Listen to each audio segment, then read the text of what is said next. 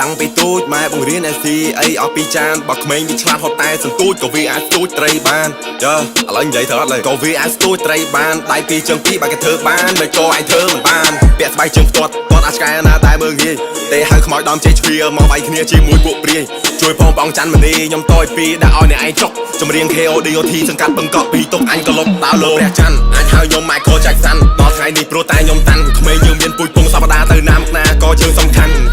តែមិនទាន់បញ្ចប់ខំប្រឹងដល់ថ្ងៃគេកប់រឿងខ្មែរជាតិនៅបន្ទប់តែហប់តោះយើងបបអួយហើយជួតកញ្ចក់យុវវ័យ18ក្តីសម័យនៅពេញខ្លួនហើយយកទឹកភ្នែកមកស្រោចតំណាំស្រោចផ្កាបង្កើតសួនចម្រៀងខ្ញុំគឺជាកាហ្វេខ្មៅនៅពេលព្រឹកសូមយកបេះដូងអ្នកយកមកស្ដាប់ហើយយកក្បាលយកមកគិត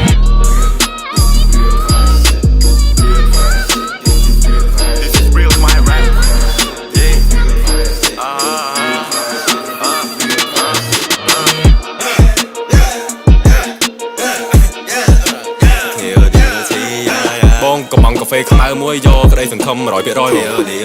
KODOT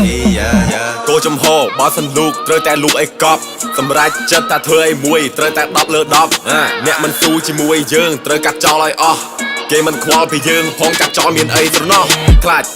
ចគេអន់ចិត្តតែគេអត់ខ្លាចយើងអន់ចិត្តផងថ្ងៃដែលមេងងងឹតគ្មានអ្នកណាចង់ឈរចិត្តយើងផងពេលបើកមាត់និយាយសុំមេត្តាឆ្លងកាត់ឡាតែសាភ័ក្របើជើងគេដើរមើលចង់ដឹងដើរបានប៉ុន្មានម៉ែត្រទោះបីពេលនេះពួកយើងមិនទាន់ហែលដល់ត្រើយរាល់ថ្ងៃមិនទាន់មានអីផងពេលចូលដេកឲ្យចេះខ្មាស់ខ្នើយដំណើរជីវិតកំសត់តែពួកយើងមិនកំសាកឡើយអញ្ញាកដាលថែម4នាទីឬ5នាទីត្រូវលេងបងហើយបើដើរត្រូវគឺយើងជោគជ័យបើបរាជ័យត្រូវដើរម្ដងទៀតគ្រាប់ពេជ្រវាមានតម្លៃព្រោះគ្រាប់ពេជ្រដោះដោយសារសម្ពាធឆ្លៀតដើម្បីគ្រួសារឆ្លៀតដើម្បីមហិច្ឆតាសូមចាំនៅក្នុងសៀតកាមមនុស្សស្រឡាញ់យើងគឺសំខាន់ណាស់លុយគឺមិនអាចទិញភាពស្មោះត្រង់មនុស្សស្រីស្រឡាញ់យើងពិតមិនខ្វះជិះឡានឬជិះកង់ហើយមនុស្សប្រុសដែលចេះតស៊ូនឹងលើកមុខមាត់នៃស្ត្រី